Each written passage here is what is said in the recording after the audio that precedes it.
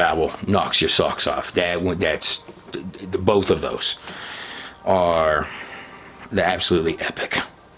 Only available at godinanutshell.com. All right, let's get back into the days of Noah, Sumerian stones, and back into this journey. So the golden rule, perhaps, is to not have pride, to be humble. To be humble. You never go wrong by being humble. Nimrod was everything but humble. And in this story, even on his own stones, you're going to watch everything he has crumble away from him. All of it. Unexpectedly. Pride goeth before destruction. That's Proverbs 16:18. And haughtiness before the fall. So this was constructed by the Canaanites prior to the conquering by the Israelites. And then later this is the same area where Hezekiah's tunnel would be put in. And darkness likes to burrow and tunnel underneath of stuff and come up and grab from underneath. All of these behind me on the screen, literally all over underneath Jerusalem, are many, many, many Canaanite tunnels, like what's on the screen behind me, and they're giant. And in fact, you'll find the practice of tunneling down under the ground to do the sacrifice, the torture, whatever they're going to do to children in the ancient world. And you see how pitch black it gets. Like you went in some tunnels you weren't supposed to go in underneath Jerusalem, but they're just all over the place. And they're giant, just like the giant Goliath, who I am assuming came from those same very families. That's that direction. And if I move the camera over this way, you can kind of see, but I want you to be able to watch as I walk through. This tunnel is at least 4,000 years old. This is a Canaanite tunnel, and some of the Canaanites were not fully human, if we believe our Bible. Goliath probably wasn't. He was a giant. And I'm walking through one of their passageways under what would later become ancient Israel. They have burrowed their way through. They're like worms. There's something about the underground of the earth. There's something about putting Jesus in prison underneath the earth, putting him in a tomb that's inside, and he would emerge from the earth. Sort of represents a death. He went from death to life. And there's something about death or the underneath of the earth that pagan things are really drawn to. They like caves and I like caves too, but I mean there's a lot of cave work here. But they had burrowed their way like insects underneath the ancient city of Jerusalem, where Melchizedek, prior to there being a Jerusalem, was here on top of where we're walking through now. But this curse was put, right in Genesis 9, this curse was put, "Cursed be Canaan, a servant of servants shall ye be unto your brothers."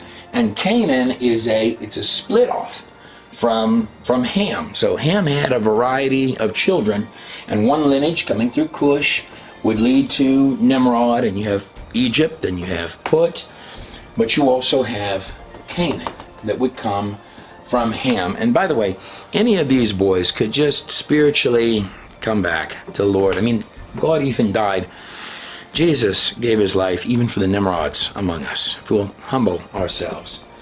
But in this lineage here, there's something spiritually that Nimrod knew, even with the entire empire that he owns, somewhere deep inside his heart, he knew that everything he did was Nimrodish. And he wasn't spiritually, he knew he was off. And so he would blast from his rocks how wonderful that he was. He would claim he was way up here, when the truth is, even with all of his empires and his grandness, he was underneath. He was the guy in the tunnel, underneath the mud. And the reason I believe that is because this is what he was taught by his fathers, by Cush, and more specifically, coming through, there was something, why did Noah put the curse on Canaan, a name which means to humiliate? It's tall on the ceilings. See, look how tall the ceilings. The ceilings get really tall in this place. So, I'm headed through this Canaanite tunnel, and this is a mighty. I mean, can you imagine how long I've probably been? Well, I'm looking at the camera now, so I've been walking through this for about 10 minutes by myself in a cave underneath Israel. But Ham is the father also of Canaan, and through Canaan we find absolutely no shortage of Baal worship. In fact, their god is often depicted with even their outfits when they went into war would be depicted with like the Vikings type horns, the Canaanites. And I find it interesting that the first land they felt compelled to go settle was exactly the same area that God would call the Promised Land, where he would lead the Hebrews. Canaan had 11 sons. 11 sons. What a fascinating number. 11 is the Qaf. It represents an open hand. It can also mean good or it can mean evil. Through those 11 sons, you would have a lineage that would lead to people such as King Og, the giant, the last of the Rephaim. King Og, his bed was 6 feet wide by 13 feet long. And King Og would take possession with the Canaanites. All of the tribes of the Canaanites had unusual properties, these 11 sons. For example, one of the 11 sons is going to be the one that leads to the Hivites. And that name means wicked, wickedness. Cavemen, their ancestor was Seer, meaning hairy goat demon temptest. Something very strange. No matter how you cut it, happened through this lineage right here. If we rewind back up through Og, back up through the 11 sons, and back up to Canaan, who Noah actually put the curse, cursed be Canaan. Coming to Numbers 13, verse 33, you gotta love that number. There we saw the giants. The giants. Now these are the sons coming through the lineage of Canaan who are worshiping Moloch and Baal and the whole gamut of it. There we also saw the giants. It can also be translated the Nephilim, the fallen ones. Any of those will work. Here's the part I want to get to. The sons of Anak. Who is this Anak character? We're going to be seeing some more of him, I think. And we were like grasshoppers before them. Cavemen of the seer, the hairy goat demon, you say. So a lineage of at least one, possibly more, trolls that you can't even trust with a goat. Here behind me on the screen, here's another depiction of this character that's being highly honored. Gilgamesh's friend. This is another depiction of Enkidu or Dumazid or Tammuz. You could use either of those names. Here's an image of him on the screen right here from Iraq. By the way, is where it's commonly believed that Abraham was born. And it's commonly drawn out in this modern age as if that's a triad. So you'd have Nimrod, you would have Inanna, the moon goddess, and you would have Tammuz, just like you would similarly have Horus, that's Osiris, the god of the dead for the Egyptians, and Isis, the moon goddess for the Egyptians over here, these trinities. Now, I'm not solidly convinced that Tammuz, the goat, was actually the son of Nimrod, or in fact, it's stating it's not. Somehow he was born from some kind of supernatural occult practice, which one could only imagine, wherein the Inanna was impregnated by the god Enki. But whatever the case, this thing was reared and behaved like a respected member of the family of Nimrod. So I humbly lay all of that in your hands. I can't tell you exactly what they were doing, but I can tell you what they claim they were doing. Again, this image behind me, this is a painting called The Witch's Sabbath. The truth is, this is going on all throughout history. What they're screaming on those stones, particularly about Tammuz and Enkidu, the goat, is that this was someone that actually lived. That Inanna was impregnated by some kind of a ritual. In fact, this is the origin of your sex magic party rituals. And Gilgamesh would claim similarly. He was the best friend, if you will, of Tammuz. He's claiming, verbatim, is that he is 1 part man and 2 parts God. And I have absolutely no idea what he means by that, other than the elaboration of the occult from that time sounds like a far more potent version, if you will, at least what they're writing, of occult that you find in this modern age, where they're really going out of their way to summons things in. This is Aleister Crowley was the first person in modern history to draw what we today call a gray alien, which, strangely enough, seems to go hand in hand with other modern occult. Like, for example, right here on the screen, you have the magician Elias Levy. He's standing in the magic circle using a grimoire or a book of ritual magic. He's drawn in the picture. He's opened a portal to the dark world to summons an ancient wisdom demon called a Yoda. In fact, I don't even know how they were ever able to copyright the copy of a Yoda, because it appears that the occult had it far before anyone else did. And accordingly, you're finding extraordinarily strange concepts of your opening gods of Egypt, then with the imagery of the goat, of course the serpents on top of the head, as well as around ritual occult centers here in the New World, where you might find skulls like this one here. It's a naturally formed one, often thought to be royalty around those sites. And this one in my hand is naturally formed, meaning that it wasn't headbound as a child to produce this effect. It just was born looking like this. And I have no idea what it is, or why it looks this way, or if it's a normal human, or if it might be something else. I have no clue. I don't know. All I know is it looks strange. And that around those same sites, you find a lot of practices of trying to bind the head, like this one here, where they were binding the head to try and create the same effect, which all has the same appearance as any late night UFO movie, or for that matter, any occultist worth 2 grains of salt is drawing similar images during their practices. And I'm arguing to you that things that look like this probably not only aren't new, but were known all the way back and worshipped at those majestic temples. We really also have no idea how strong the genetics were, particularly directly following that flood, but we have some good records both on bone and also on stone of how power-packed those genetics were. And the biblical record would tend to tell us directly exactly the way that many of the skulls from that time look.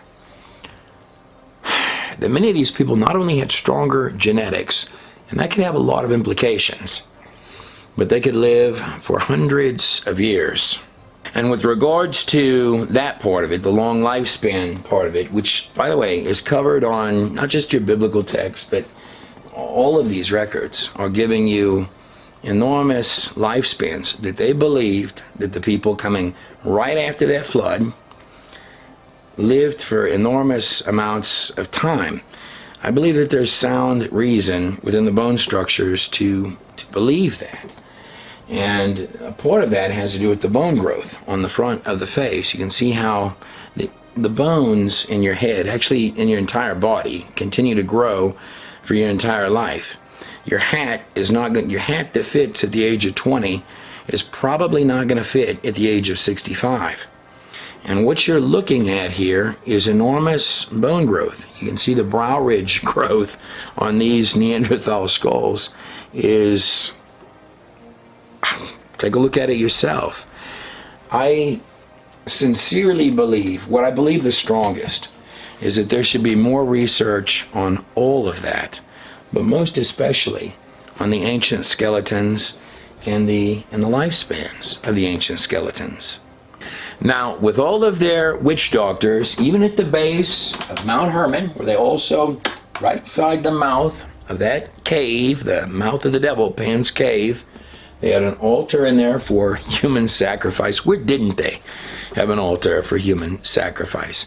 But speaking of ancient Canaanites and sites that have a supernatural flair to them, in fact, sites where it's actually recorded in your biblical text that angels, that something from another dimension, poof, stepped through and came into, in that instance, save Lot.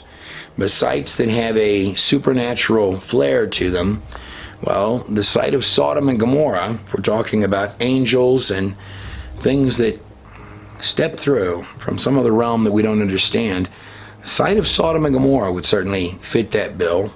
And in fact, the physical effects of Sodom and Gomorrah would fit that bill. Bottom line is, God made sure that these were encapsulated in shells that you don't find anywhere else, with sulfur that you don't find anywhere else, because he wanted the cities to become like this, which you don't find anywhere else. And he turned them into ash, which lasts the ages, like this, which you don't find anywhere else. The only way you get that ash is if you burn limestone. And these behind me, what I'm throwing that ash on, and what Lance was about to pick at, here's a sulfur ball. So I'm walking over to another sulfur ball that Lance found. Look right here, this wall. So here's what a sulfur pellet from God looks like, right here. Look at how these things, they literally, they shotgun into the rock like that. These are like bullets. These are like bullets that are just in the, that are just in the wall. Okay, tell me about these sulfur balls. Oh, look at this thing. Look at the size of that chunk. Show him that chunk of line. Now that's a piece of Sodom and Gomorrah. You're not going to find that anywhere else. And if you act now, we'll throw in more of it. There's a whole ball in there, but you. Plus a Dead Sea steak knife. There is a very heavy spirit, and it's behind all of this kind of stuff. I don't care what anybody says. These skulls here that come out of Peru are major megalithic temples. Modern engineers can't even figure out how the temples were built. They're doing human sacrifice. That's what they wanted you to do. Come and bring your babies. And you're finding things that look weird. And I don't know how I have no idea how they got that way or why. Only that they look weird.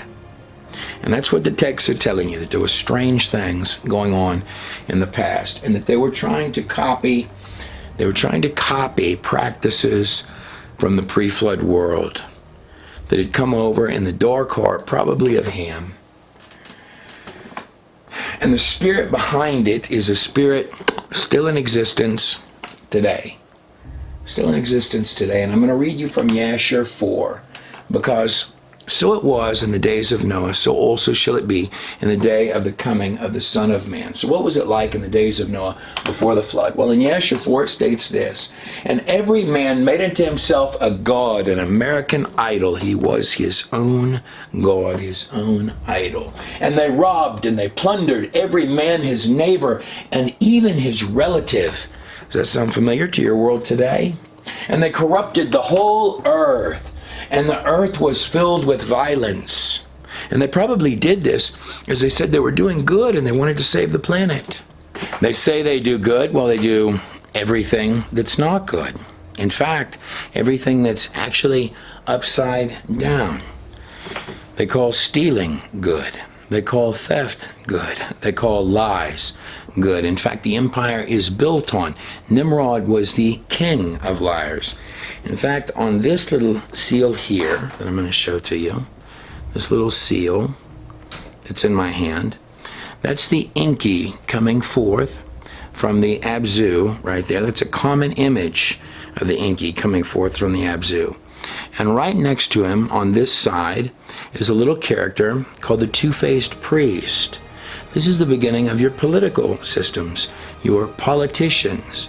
He has two faces because, one, he's going to speak to the masses and tell them warm and fuzzy things, and with the other face, he's whispering to Nimrod what they're really going to do. And he's very close. In fact, he stands right next to the Inky, the two-faced priest that just yaks and mocks with his mocking tongue to the masses. And it goes on, and their judges and rulers were all wicked. This is just like Sodom and Gomorrah. The judges and the rulers were wicked. Right.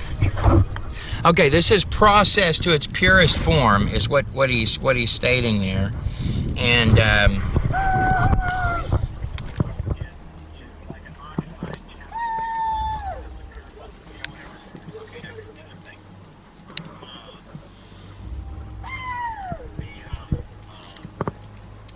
you can see how it just spreads. I've got one burning right now. It turns red, and then it goes black. I mean, it's a really, really quick. You can see, I mean, to imagine the whole city looked like that. Just blood red, then it turns to black. Then it's really going like it's trying to eat the rock alive. I mean, it's just a dirty, yeah.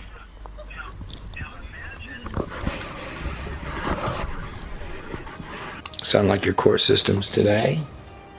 And even they went into the daughters of men and took their wives by force from the husbands according to their choice. We will do as we will. And the sons of men in those days, now watch this, took from the cattle of the earth and the beasts of the field and the fowls of the air, and they taught the mixture of creature with creature. What was that genetics like at that time? What are they drawing on those walls? Were there things possible then that aren't as easily possible now, that men have to work out a little bit harder? They taught the mixture of creature with creature, the mixing of animal one kind with the other, in order therewith to provoke the Lord. And God saw the whole earth, that it was corrupt. This is before the flood. For all flesh had corrupted its ways upon the earth, all men and all animals. But Noah had found grace with the Lord, and he was righteous. Righteous. And what does that mean? Righteous in his generations. He was literally righteous and also was pure. I don't think he probably looked like this, did he? Whatever this is. All flesh had corrupted its ways upon the earth, and all men and all animals, except those that Noah was given instructions, very special instructions, to only take, just like it says on the stone, 2 by 2.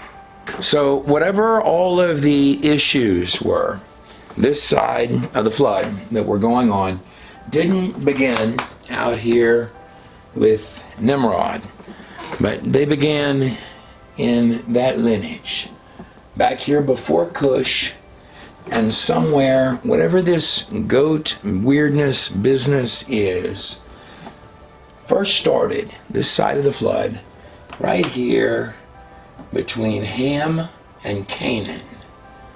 And whatever the cause was that Noah felt a need to place a curse right there. And speaking of trinities from the ancient past, the occult's got quite a few of these. Really came to love these trinities, where you also have the part man, part God creature that is created in these unions, in these triplicates. Well, back in ancient Samaria, Sumer, Akkad, even ancient Elam over here, the most prized artifacts, and this is the truth of it, like this document here. This is the tablet of Arphaxad. It's written in Akkadian, and it's from 1660 BC or thereabouts.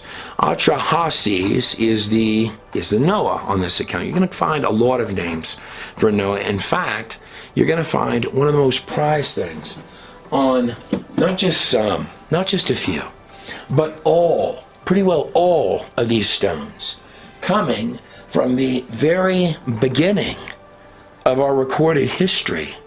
It's almost as if they are desperate on these rocks for any little bit, any little detail that they can share and call grand wisdom from their gods, their sages. that comes from that world before the flood. Or, more specifically, a desperation to know even a little bit about some knowledge that Arphaxad, Utnapishtim, those are both names for Noah, that Noah would have had.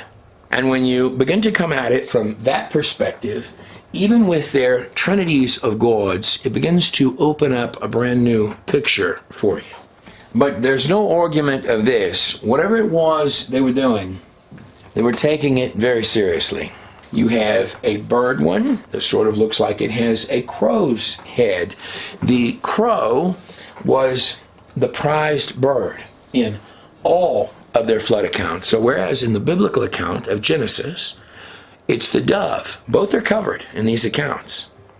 But in their accounts, they like the crow, the worthless bird, the raven. Now these are the bird cages. These are the cages at the top for the birds. That Noah is going to literally use the birds like you see here. Here is Noah and his wife depicted in this display, and he's releasing the dove. Now the dove is the symbol. He released both a dove and a raven. Some of these cages contain, like this cage here, you have the crow or the raven, the dark bird, just like in the book of Job, when God asked Satan, "Where comest thou?" And Satan says, "From going to and fro in all of the earth." So worthless character, just roaming about like a lion seeking to whom he may devour. The same was described of the raven, that it went to and fro. It was a worthless bird. But the dove, here Noah is releasing the dove, which represents peace. The olive branch that it returns within his mouth also represents Israel, And it came back, and it was the symbol for the dry land that had appeared. And Noah released the dove. Over here are more of the bird cages, these keeping animals. And as we come over to this section, you have the living quarters for Noah. And the scrolls, not only with the garments given by God to Adam and Eve have been on this boat. They would have been kept with Noah. These would have been prized possessions of Noah. But also the scrolls, the words, the prophecies of his great-grandfather, Enoch, the seventh from Adam, the one who was not, for God took him. In fact, it would be very difficult to believe that Noah got all the animals on board and forgot to bring his personal belongings. In fact, I would take that a stage further with all of the artifacts that you have to this very day, and you're lucky to have them, which scream about that world before the flood and about Noah and his family on a variety of different forms. I wouldn't be shocked if there were artifacts that went all the way back to Adam himself, which Noah had, that exist even to this very day. Some of the scenes you watch there, by the way, come from Answers in Genesis, Noah's Ark recreation. Absolutely mesmerizing. Even if you're an atheist, you need to go look at it. In their exhibit, not only is there space for all of the animals, but generous space for Noah, the three sons, and their wives. Now, as I move through this way, you have, and the boat would have had enormous sections where you could grow food and store food. You don't know how long you're going to be on board this boat. And the boat isn't really designed to go anywhere. It's just designed to float.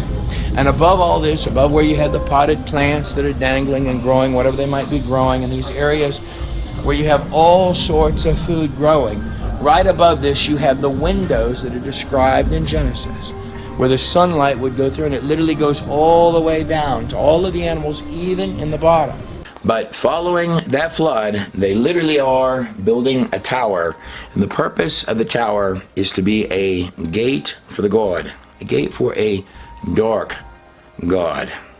And this is complete with chimera, evil, dark angel, human hybrid type of practices, recreations, rituals, worship, and presumably, as always, human sacrifice. When you're talking about Nimrod's inner lair, before which he might throw Abraham to the floor, and say, who are you? Well, these would be his sages. His sages. You've got one like a man, one like a raven, and one like, coincidentally, a fish, representing the flood, the Abzu. These are the three Apkelu sage forms. Now, what's fascinating about this is there were actually specifically 7 sages. And here again, just like I could describe on any one of these rocks, that there's almost a desperation to copy, as if this lineage here coming through Ham was, just to be very frank with you, desperate for any. In fact, the word occult, which that's what all these are, they're occult documents. Come bring your babies, feed them to the fire to the serpent. That's an occult document. As if coming through Ham, what he was teaching his sons and children through this lineage here was any little twinkle of information that he had from before the flood, only he had twisted it. But through the lineage of Ham, Cush, and Nimrod, we have 7 sages listed right here, all 7 of them. Apparently complete on occasion with weird little outfits that could look like birds or fish or with the wings of angels. And in the center of it, if you remember correctly, it would be Nimrod, who had these special garments amongst his cast of the witch doctors.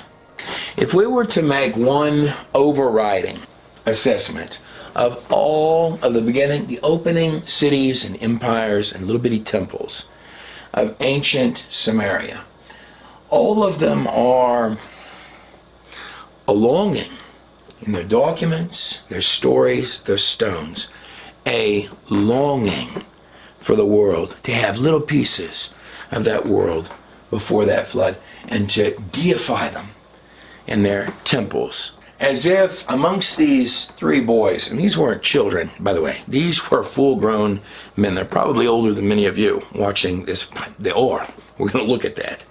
They definitely are.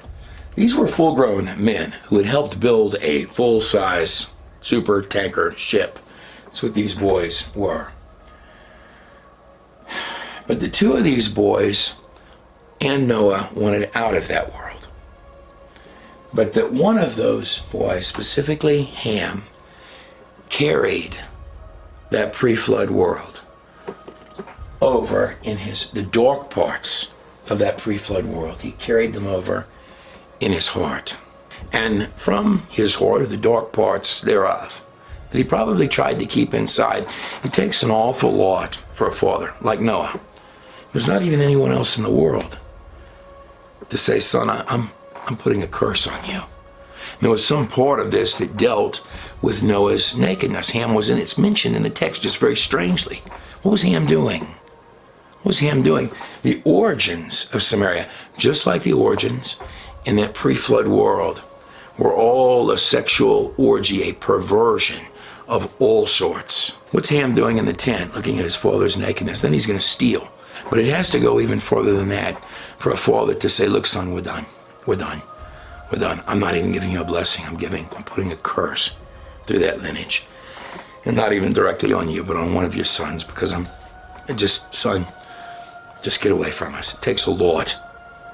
Something has happened for a father to do that. And I'm arguing to you that from Ham's heart, things that were in his heart are the very same things. And the desires, the lust for that pre-flood world is what you're seeing painted forth. What are these characters that are coming forth on that empire? The gorgeous murals on the walls coming forth from ancient Samaria and Acadia, or the witchy dudes in the bird and fish outfits. But what's fascinating about this is that there were, in ancient Samaria, there were exactly 7 sages of Sumer. These are called Apkelu, 7 of them. Now, if I come down to number 7, they call him Uchu Abzu. And of Uchu Abzu, they say he was the one who ascended unto heaven. Well, if I take this list and I go from Adam all the way down to Enoch, who ascended into heaven. Well, Enoch was the seventh from Adam. Now they butchered this, so don't start thinking highly of them. But this is called, this right here in my hand, this is called the Enoch stone. And it's the tablet or the stone from the 7 sages of Sumer, which talks about the seventh, and they're in order. The seventh of these sages, who they were twisting all of them, is what they were doing. Just like they twisted everything, but they would twist it. And Utu Abzu, who we're going to talk about, is who they described as the one who ascended into heaven. This is the Enoch tablet I'm holding in my hand. And there I saw one. These texts come out of those caves behind me. And there I saw one who had a head of days. That's the Godhead. And his head was like that of white wool. And with him was another, whose countenance had the appearance of a man. Who is that? And his face was full of grace, like one of the holy angels. And I asked of the angel, I inquired of the angel who went with me and showed me all these hidden things concerning this one, this Son of Man, who he was, whence he was, and why he accompanied the Ancient of Days. This right here is the Sumerian Kings List. It's essentially a horizontal prism, about so big. And pretty well everyone agrees that the top section, the first section of the text, is talking about pre-flood kings. Now, there are 8 of them. Some scholars will say 10, but you have to use a mixture of documents to get there. Let's just go with the 8 kings that we find on the Sumerian Kings List. Now, before they discuss the 8 kings, these 8 pre-flood, pre-diluvian kings, it states this: when the kingship was lowered from heaven. What does that mean? When the kingship was lowered from heaven, the kingship was in Eridu.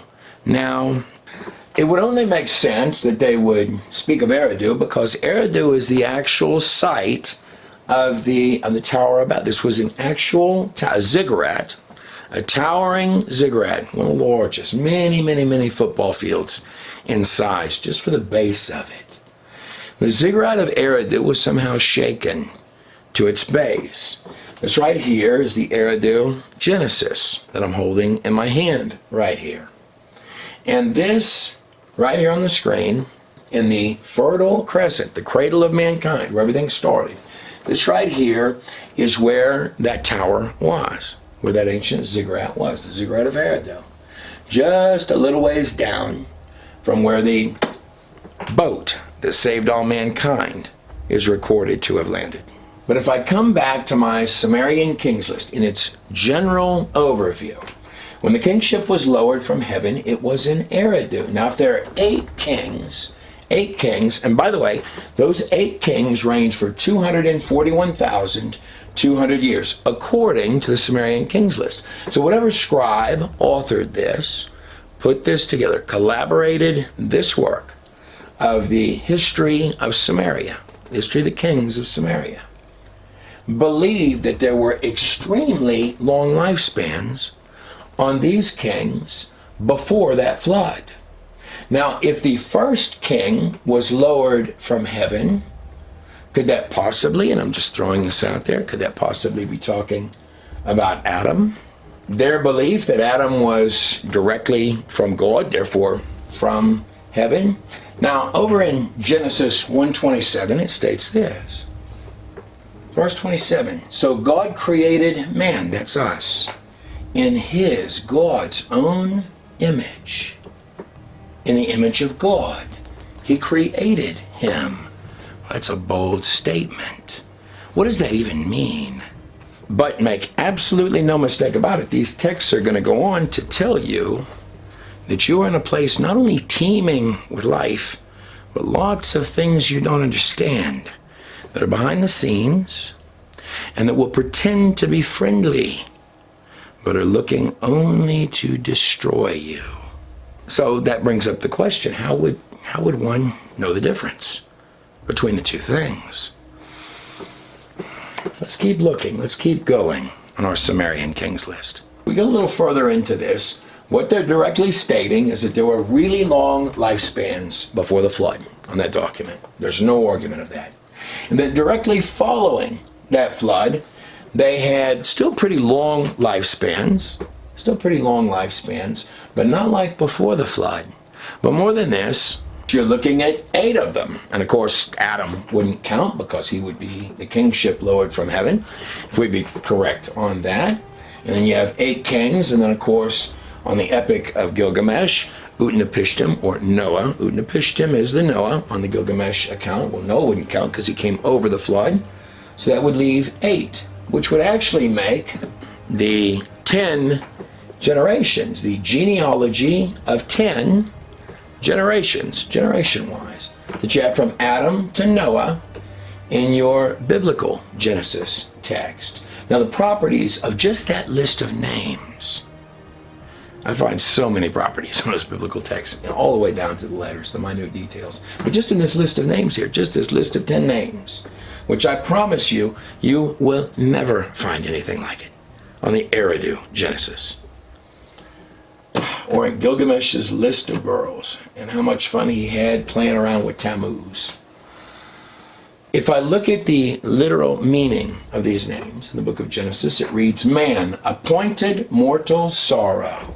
The blessed God shall come down, teaching. That's Enoch's name. Enoch was the 7th from Adam. Now, there were 7 sages in ancient Samaria. 7 sages in ancient Samaria. Witch doctor sages. What were they trying to copy in ancient Samaria? These right here are called the Apkelu. These are the Apkelu sages. There were 7 of them in ancient Samaria. These would be the witch doctors at the time of Nimrod, at the time of the Tower of Babel, the time of Inanna.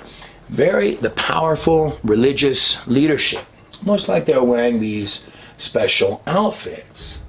But what is it they were trying, these human animal type figures?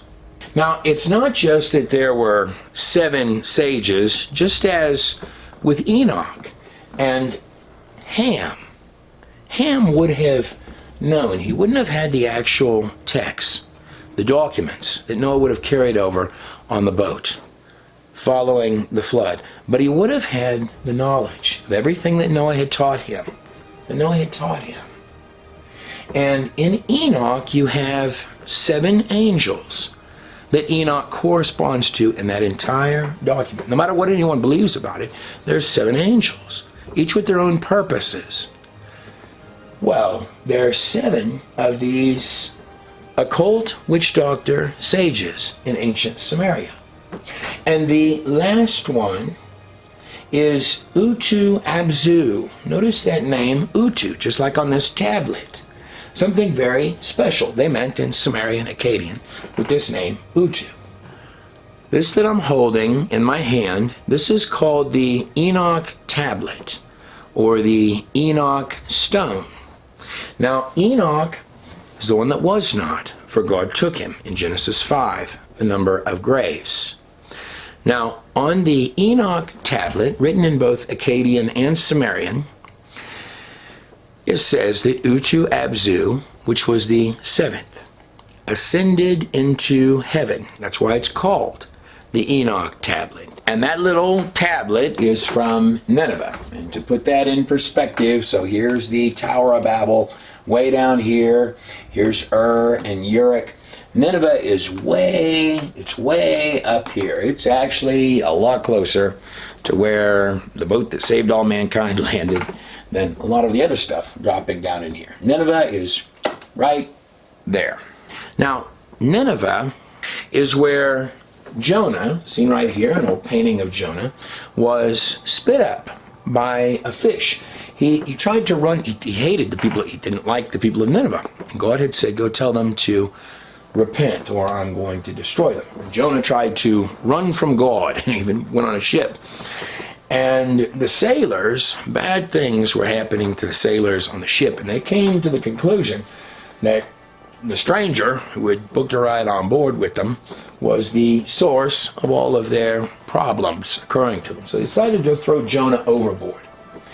And in the course of this, a large fish, and I find that interesting, this strange large fish that got Jonah, because you find so many types of creatures in the ancient world that you don't even have today, but you certainly still have whales or big fish, which is commonly how that's drawn out to be. And you even have images and video you can watch this very day where people might get sucked in for a second to a whale's mouth, and the whale will kind of swish them around and figure out how I'm going to spit them up.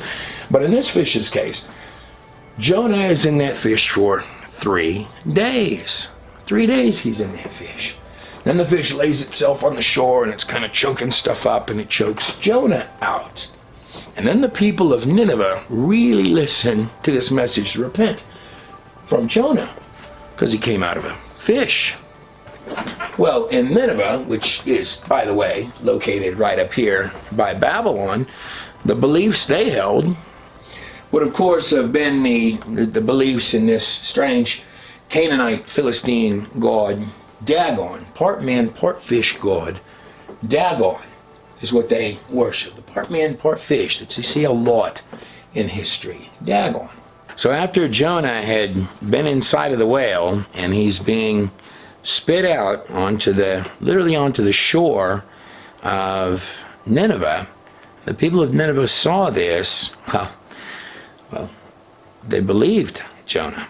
And in fact, Jesus Christ, when the people were calling out for a miracle, you wicked generation, you're demanding a sign. I give you nothing but the sign of Jonah. Jonah was in the whale, belly of the fish, for 3 days.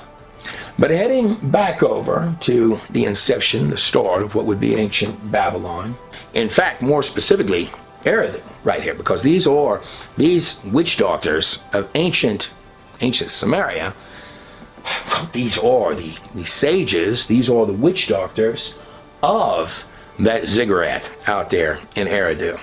And it's almost certainly really like they were trying to, there's no argument that these texts represent antediluvian, that means pre-flood, before the flood. These were copies of pre-flood, like we're trying to recreate pre-flood characters or even pre-flood angels.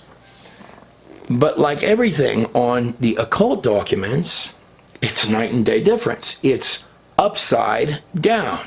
And in the ancient world, one of the important things was the Mies. These come from the teachings of Enki, or the secret knowledge of the gods. And a part of those is going to be acting or pretending. Now, not in a constructive sense. And also, what's going to be involved in that, all the way back to the very beginning, is the court jester, like what's pictured right here. It's important to note that if one were going to be running or even trying to start an extraordinarily wicked, dark empire, there's got to be ways to make that palatable to the common man. And the court jester will wear all of these funny masks. The purpose of the court jester, this isn't about doing comedy to make people laugh or bring people joy, or acting to actually entertain people. No, this is a whole different kind of beast. This is comedy, routines, and acts that have become an arm of the government, a dark arm of the government. They're there when someone is doing something Nimrod doesn't like. Then you need a set of people to come out and mock and humiliate and belittle and press down, all the way even to death, because they're going to use what would amount to the modern day canned laughter. The jesters are to laugh and mock at anybody of righteousness, and in this manner kind of get the crowds lightened up, even if they're going to kill those people, is what the court jester, in fact, that's specifically the idea, is to make horrible, atrocious acts and evil funny. and to take good men and make them look like idiots and ridicule them. That is part of the teaching of the holy inky me's. But nonetheless, Ham would have known, in this lineage right here, this lineage would also split off to include Nimrod.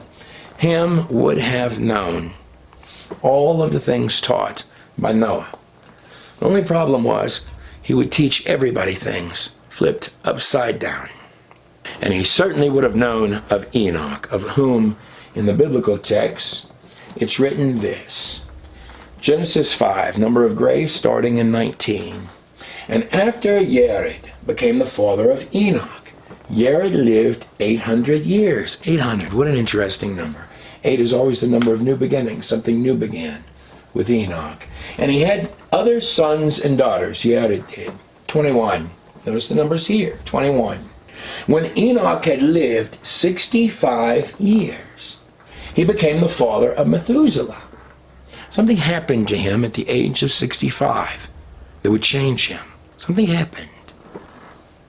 And after he became the father of Methuselah, Enoch walked with God. When Enoch left, he had this testimony that he pleased God. Enoch walked with God, faithfully with God, for 300 years. 300. God really likes that number 300. That was how many men Gideon had. And he had other sons and daughters, Enoch did.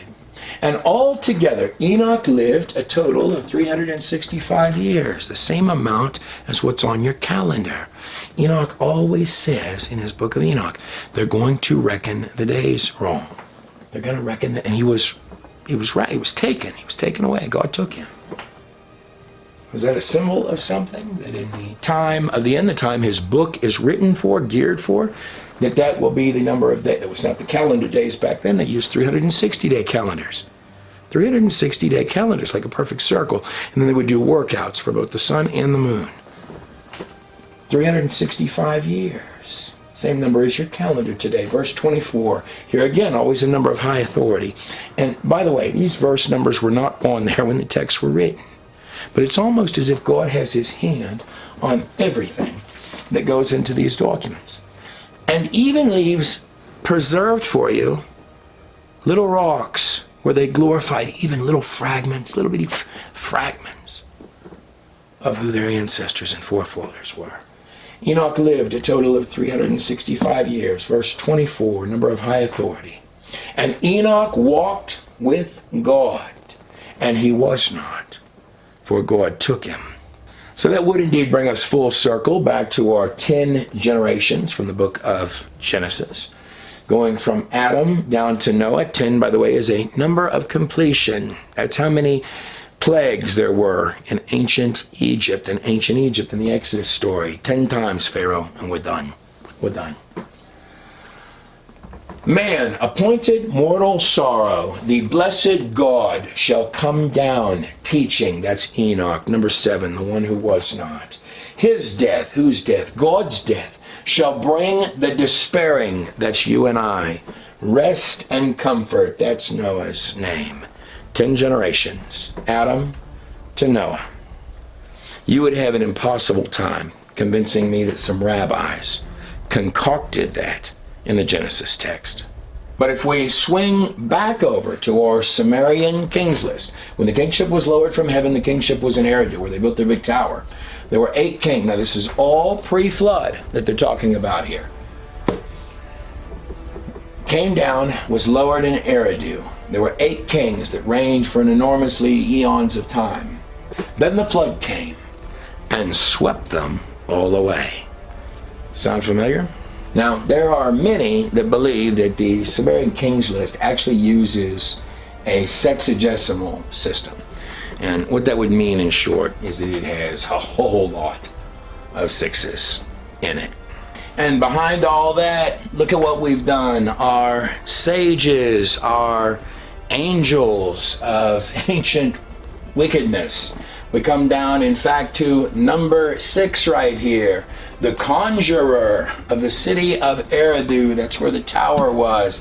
And in fact, Why not, while we're at it, even flip upside down Enoch himself? Number 7, Utu Abzu, even turn him. Hee hee ha ha, dare you to question it? Yes, sir. Even take the beliefs of Noah and twist them upside down on their documents. Take the angels written about by Noah's great-grandfather Enoch and flip them upside down to be the 7 devil sages of ancient Sumer. When they say days of Noah, it's not just a little genetics and mixing of the animals or trying to mix stuff with demons and mankind or violence beyond belief or wicked judges. It is a full package, even taking the words of the forefathers and making lies and mockeries out of them. There's the new angel right there under the pale blue moonlight. Or moving over to ancient Egypt, there's the old goat with all the snakes and the sun god, just like the sun god Utu. He's got the sun disk on top of his head. The old goat, the new angels. And now emerging forth, all of Inky's me empires have canned laughter jokesters, behind which the spirit of the old goat breathing forth from his ancient stones. Hey, and there's Santa right there. Isn't old Nimrod often compared to Santa from the North Pole? Why not have 7 replicas with outfits, part man, part animal, like someone's really looking back into that pre-flood world, and make those our conjurers for the city of Eridu, and the praise of Tammuz, Azazel, the witch's Sabbath, the goat, the everything that God has made, upside down, claiming they were wise. They become as fools. This was the belief structure of the ancient world order, the world order of Enki, perhaps a foreshadowing of a coming world order. Which brings us sort of back to exactly the writings found on these stones in Merkur or Nimrod and the Lord of Ararat that he was writing up to in the mountains. He's stating, let Ararat, that's Noah that he's writing back in Torah 4:2, build me. Remember the holy me's, the me's? The me's that come from Enki and Enki's world order. Let Ararat build for me a temple brought down from heaven, your Enki's place of worship. Let Ararat skillfully fashion the interior of the holy Japar, the pagan temple, your Enki or Satan's holy abode. May I, Nimrod and Merkur, the radiant youth, listen to how he refers to himself. Over in the book of Yasher, it says that Cush, that's Ham's son, that Cush gave those garments to the son of his old age, the baby, the spoiled brat, Nimrod of the family. I, the radiant youth, Nimrod is far younger, obviously, than Noah. May I be embraced by you there. He's literally writing this to Noah. The holy me's, me's, me, build for me. Oh man, it's almost like nails on chalkboard from the ancient world, isn't it? I mean, imagine if you, no matter who you were, and you received that kind of text written on, look, lay off the goat brew and the fermented barley, buddy. I understand, but why don't you take a day, get your head clear before you start writing on rocks? You sent me what? But I want to skip forward in time a little bit because Gilgamesh comes after in Merkur. Like, this is the spoiled brat of the heavy high kingship here that is writing to somebody up in the Ararat mountains. But later on, when Gilgamesh is one of the spoiled brats of ancient Samaria, he goes and he takes a journey, and he describes for us in his epic where he's going to. Someone that in Merkur was riding back and forth to up in those mountains. Well, Gilgamesh, the spoiled rich kid, when he's kind of down on it, he's looking for the meaning to life, if you will. and he's going to get that upside down. But he's going to take a journey, and he's going to describe to us as best he can where it is he went to. Now, his description of where he went, up near in the direction of the Twin Peaks, looks a lot like the Ararat Mountains, or the mountains of Ararat. You have Greater Ararat and you have Little Ararat that's out there. And indeed, before Gilgamesh was broken, and he didn't listen in his brokenness, but at least he saw it. It says that wise men seek him, or at least seek out somebody that can point the direction to the one above. But Nimrod, a name which today means fool, he was writing to this one up in these mountains, between these two peaks. And he was writing on these stones, the many-tongued Sumer and Akkad, the whole universe, that was his whole universe.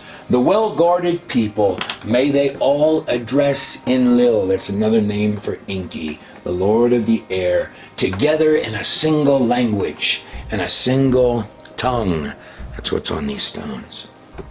Enki, the Lord of abundance and steadfast decisions, the wise and knowing Lord of the earth, the Lord of the wisdom of the tower of Ararat. It's on these rocks. Shall have the speech in their mouths. So the speech of mankind is truly one. This is what the old goat was writing in these rocks to somebody up here in the mountains. Who do you think that was that he was writing to? Someone that also didn't think highly of his fathers, like Utu. But it is said that Utu knew the way up there, whatever way that is. But the replies that he got for his messengers, his finest messengers, he said, taking these stones back and forth. The replies he got are, what is it to me what your master has spoken? What is it to me what that Nimrod has said? We shall indeed be picking this up right where we left off with our Dark Lord Nimrod. In part 4 of the Genesis study by the God in a Nutshell project, the Tower of Babel, coming next. Actually, it's available right now to go watch. Tower of Babel. Nimrod, he's just really a guy that likes to go around and try and pick a fight. But it was Gilgamesh, on his epic, on tablet 10, who tells us when he had finally broken down, he was going to go find Utnapishtim, Noah. He wanted to go find Noah, the one who his fathers before him shamefully cursed. Maybe one that could give him answers, that lived in the mountains. But Gilgamesh writes, if possible, I will cross the sea. The only one who crosses the sea is the valiant Shemesh, the Utu, from the Utu tablet. Why would he know the way? Except for him. Is that him? Except for him who can cross. Gilgamesh continues, and he says that he went forth from and Uruk. Okay, so this is and this is Uruk, right here by where the Tower of Babel was.